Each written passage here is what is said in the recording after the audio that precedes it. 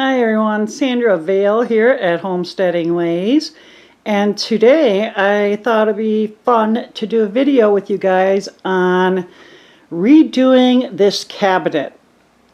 Now I got this, I want to say about 13 years ago from an elderly couple who lived down the road from us because they were going into an assisted living apartment. And so they were getting rid of a bunch of their stuff, and they asked, I think it was Paul they actually talked to first, about some items they had, and this was one of them. It was originally white, and I left it that way for a long time. But then one day I decided to paint it. I wanted something bright, and so I did pink. And it's not a true pink. It may kind of look like it on camera here, but it's a pale pink, almost with maybe a little bit of coral in it. Hard to say, but judging by the handles here, you can see that the style of them, and then just the former owner's age and such. I want to say I think this is from the 1940s, and it really reminds me of a cabinet my grandma had when I was growing up. But anyhow, if you take a look here, you can see there's definitely been some wear and tear on this cabinet. It's very well made, very sturdy, and so I'm going to clean it up a little bit here, and I'm going to empty it out, and then we'll get ready to start fixing it up.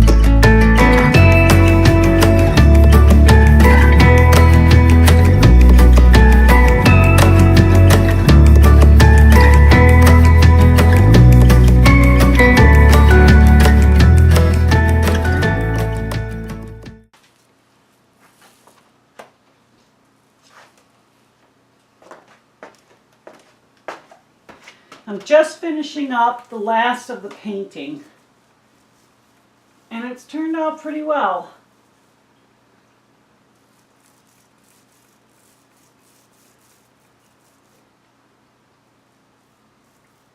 Just trying to get some of these little spots that are bleeding through just a bit. And if I get paint somewhere I don't want it, I just use the that magic eraser. That works really well.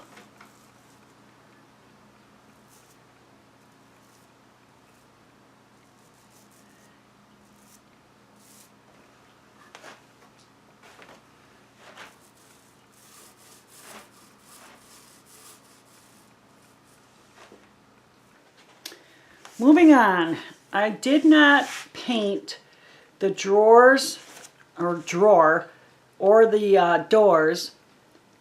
I did primer them just to help get rid of the shine on some of it, but I don't think it was probably necessary. But I didn't paint them because I want to put this paper on them. I'm going to decoupage it on. And it can be kind of tricky sometimes, decoupaging, especially bigger surfaces when it's, you know, all one piece like this. I'm going to do the best that I can. If it doesn't come out perfect, I guess I'll be okay with it. I don't think you'll be able to notice so much because of the pattern in here, and also because the cabinet does sit pretty low to the ground. I don't think you'll notice the occasional wrinkle or something in there. But I'm going to go ahead and cut this out. I'm not looking to overcut or overlap, so you know, I'll bring it out this way so I can cover this. But on the edges, I'll probably end up cutting a bunch off because I don't want to have to have bunches in the corners and stuff. So I'm just going to cut it off, and then I'll just piece it on those hidden spots on the top and say the bottom and like the inside corners or flat sides of the door here. I got a little bit sidetracked because can you see that? It's snowing and I could see it through the window, and I was like, holy cow. Oh, look over here down through there. I wonder if you can see them. Our friendly turkey family is back, so snow must be great for them too. Okay, so I cut out the piece I wanted to use. There still is a little overlap, but that's okay. And I think what I'm going to just do is I'm going to pour some of this Mod Podge into a bowl here.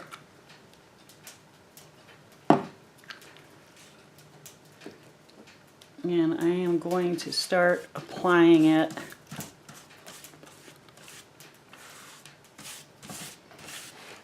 And try to, you know, set the paper on in sections, I guess. I mean, it's one piece, but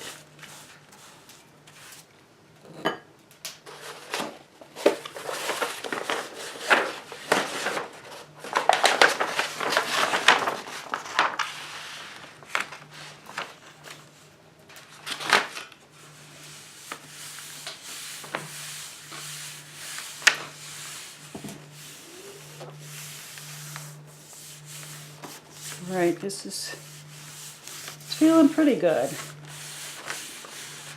I can tell it's about up to here that I have the glue. I can feel some little bumps and whatever underneath here that I really didn't notice looking at it, but I guess it is an old cabinet.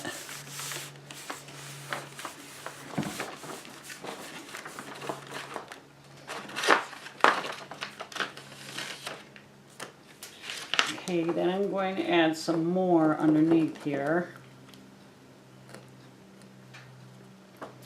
And with Mod Podge, you're almost always better off doing several thin coats than you are a single heavy coat. But I'm not going to be able to do several coats underneath here, but I will probably coat it from the top as well, from this side.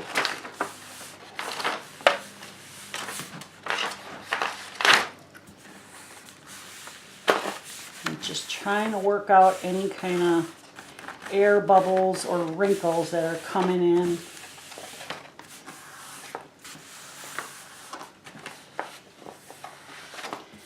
I'm going to finish this side at least, and maybe I'll get back to you when I'm doing the corners and such. Alright, so I got the front part completely like glued down, and then I did a coat on top of it to help kind of seal it and keep it stuck on, you know, pretty securely. So now I'm going to take some of the Mod Podge and put it on this edge here.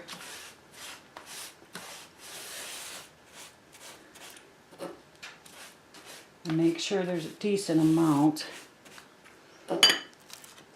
And then I'm going to pull pretty tight. I don't want to be too tight and rip it, but pretty tight while I rub in the paper so that it's sitting, you know, tightly and it's, you know, secure. So I'm going to turn this a little and keep rubbing that in.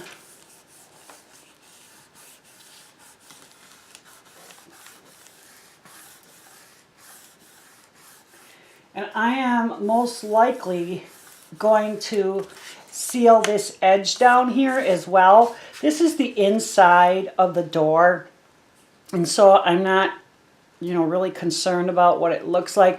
I will put more paper on here, but if it doesn't line up right or it's not perfect or whatever, then that's fine because it's the inside door.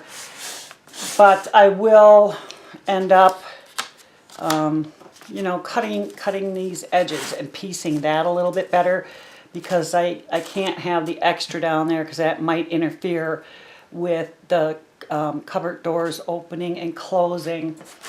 But the rest of this on the inside, I'm just not so concerned about looks. I want it covered, but it doesn't have to look as good as the outside.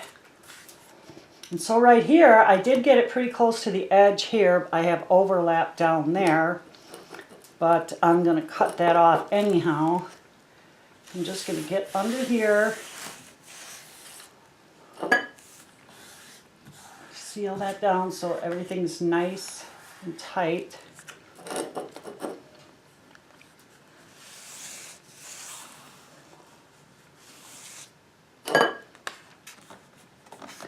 I sure do hope this turns out well and looks nice. I have, like I said, I have decoupaged in the past, just not, you know, bigger pieces like this where I'm using one whole sheet of something as opposed to smaller pieces. Well, I'm going to continue on with this, and when I'm all done, you can see how it turned out and let me know if you like it or not. Okay, it is all done. So what do you think? Do you like it better? I like it better because it's cleaned up. The pink was looking pretty ratty there, and it had served its purpose, I guess. I don't know how well the color's showing up on here, but the paint is kind of like a light flat blue, maybe. And then, yeah, the paper turned out to be quite a pain to do, and there are wrinkles and stuff in it, but like I thought, for the most part with the pattern, you can't really notice. And I'm just glad to have something that looks a little bit different. And in the future, who knows what I'll end up doing to this cabinet again. Let me know in comments if you liked it, or if you've ever done a project like this yourself. If you have any tips to share about how to decoupage bigger pieces, that would be great. I would love to know, just in case in the future I do something big again. I'm thinking right now that I might not, but you never know, especially if I have some helpful hints to go off of. But thumbs up if you liked the video. Subscribe if you're not one already. That would be great if you did that.